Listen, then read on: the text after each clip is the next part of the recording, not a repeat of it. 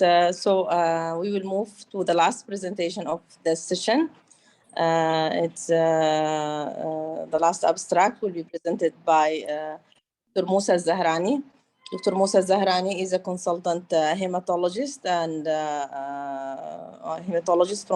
and assistant professor of medicine and hematology at King Saud University, King Saud University in Riyadh.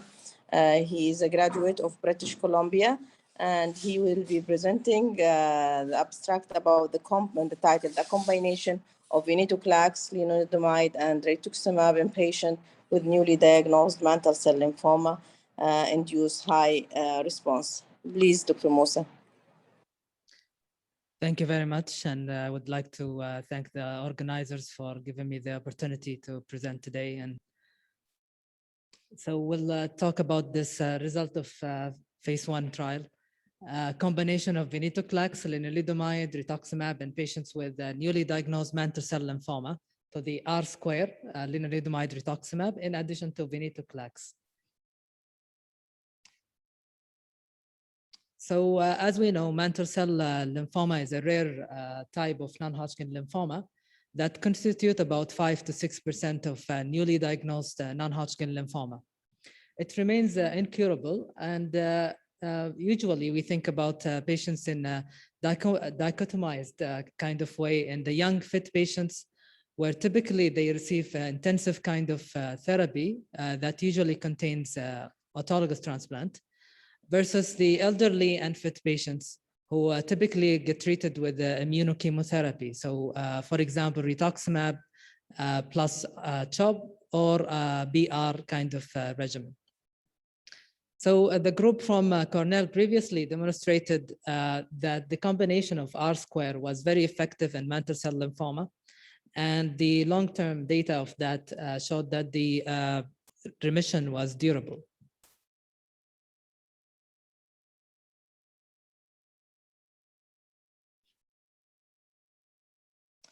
Okay, we also know that venetoclax is an oral BCL2 inhibitor that is approved recently for patients with CLL, as well as for patients, not the relapse as mentioned there, but for the newly diagnosed AML who are elderly patients or cannot tolerate intensive chemotherapy.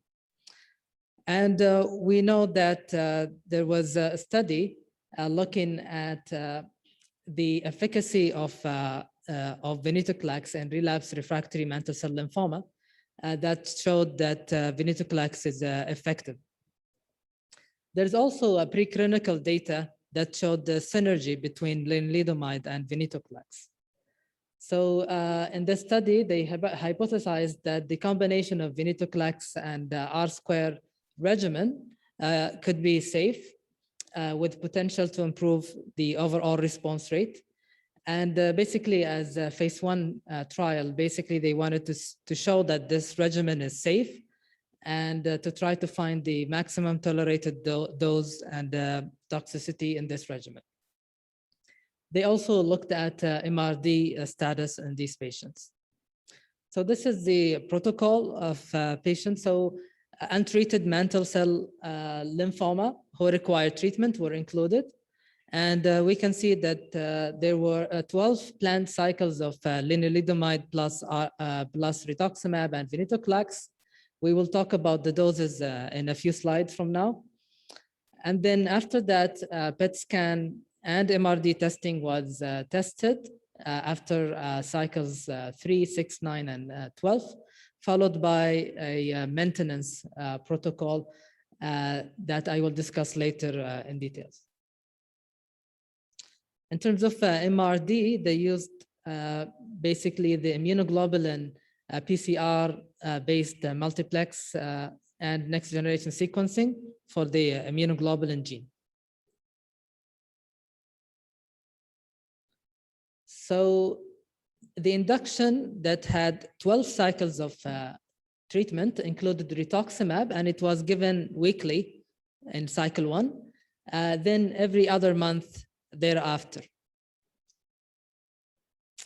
And for patients who were felt to be at high risk for infusion-related reaction at the beginning, the Retoxin could be delayed until at least day 22 of the first cycle. Lenalidomide was given as the usual doses for 21 days of a 28-day cycle. Venetoclax was started on day 8 of cycle 1 at a lower dose of 50 milligram, and then was escalated until basically the drug-limiting toxicity of a dose of 400 milligram when it was reached. And then maintenance was 3 years with plans to drop agents as discussed here. So rituximab given every other cycle for 36 months, lenalidomide reduced by half of the induction dose and continued for 2 years. And then Venetoclax was continued for 1 year. So 28 patients were treated, and 19 of them completed induction and transitioned to maintenance phase. And one patient in the CR was off in the induction due to other medical issues. However, 3 patients basically had progressive disease, and 2 patients were off the trial related to other medical conditions. One of these patients had melanoma, and another one adenocarcinoma of unknown primary. So looking at the characteristics of these patients, so the majority of them were male, as expected. The mantle cell is more common in male. And all of the patients were Caucasians in ethnicity. And the median age was 65 years. And the ECOG performance status was 0 to 1 in the majority of patients, and advanced stage in all patients. Bone marrow involvement was common in 26 out of 28 patients. And the MIPI score was high in 18 patients and intermediate in 10. So 4 patients had blastoid variant, 2 patients had pleomorphic variant, and the Chi67 was more than 30, which is considered the high risk in mantle cell in 19 patients. So a lot of these patients were high risk, and P53 was detected in a few patients, so 7, 2 deleted and 5 mutated. The cytogenetics were normal in the majority of patients and abnormal in 8 patients. The disease detected in peripheral blood in the majority of patients by flow cytometry, and 3 patients were unfit or ineligible for high doses chemotherapy. So the median duration of treatment was 308 days. The median number of cycles was 11 cycles. Dose reduction or delays happened in 15 patients, so 53%. And there was a dose reduction in Venetoclax, lenalidomide in about 28 and 18% respectively. And those discontinuation due to side effects happened in 6 patients, and 4 of them were in Venetoclax arm. As we can see here with the response, as the treatment went on, the rate of CR increased over time. So from 67% at 3 months to 78% in 6 months, and then 94% in 9 months, and then all patients responded at 12 months. So this is very impressive. Now, looking at MRD status, again, the MRD status is also very impressive. Looking at this graph, you can see that MRD response rate increased over time from 63% MRD negative in 3 months to 77% in 6 months, then 94% in 9 months, and 92% in 12 months. So this table shows the basically the rates of MRD positivity over time, and you can see that the plus or pink color or orange color indicates the positive MRD that basically decreased over time. So there is only 1 patient who remained positive, as you can see, at 12 months, but all of the other patients were negative. This graph also showing the different basically presentation of the MRD. So you can see the plus sign indicates positive MRD by flow cytometry, and the negative sign indicates negative MRD by flow cytometry. Green equal concordance between flow cytometry and PCR. Red equals positive by next generation sequencing, by negative by flow. And the yellow equals positive by flow and negative by PCR. So you can see the green is the concordance. So the majority of cases had concordance rate between the flow cytometry and the next generation sequencing. However, there are a few cases that were discordant, mainly the red color, which is positive by next generation sequencing as expected, because it's a deeper level of detection of MRD. And the yellow one was less as compared to the red. We can see progression-free survival, as shown here, the numbers from 3 months to 12 months, and the graph showing that the progression-free survival is maintained over time. The dose-limiting toxicity period was 42 days from the initiation of Venetoclax. And in this phase 1 study, there was no dose-limiting toxicity noted in the study, and all patients were able to safely escalate to a 400 milligram dose. There was one patient who started on 20 milligram of Venetoclax due to a high absolute lymphocyte count of 500, and with a dose-limiting toxicity period of 49 days.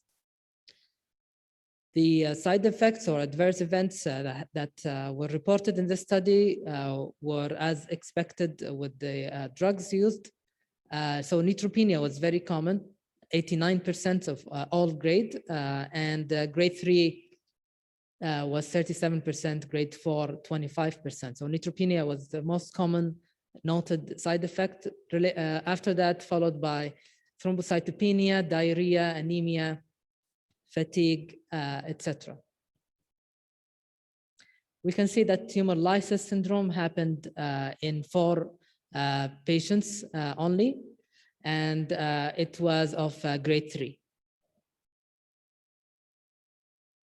So this is basically the same as we discussed. The most common was neutropenia, followed by thrombocytopenia and anemia. Of concern, 2 patients had secondary cancers in this study that only included 28 patients. So the sample size is small, and yet there were 2 patients developed secondary cancer. So this is alarming. One was adenocarcinoma, and the other one was cutaneous squamous cell carcinoma. So 4 deaths happened during the study, 2 related to lymphoma and 2 other causes.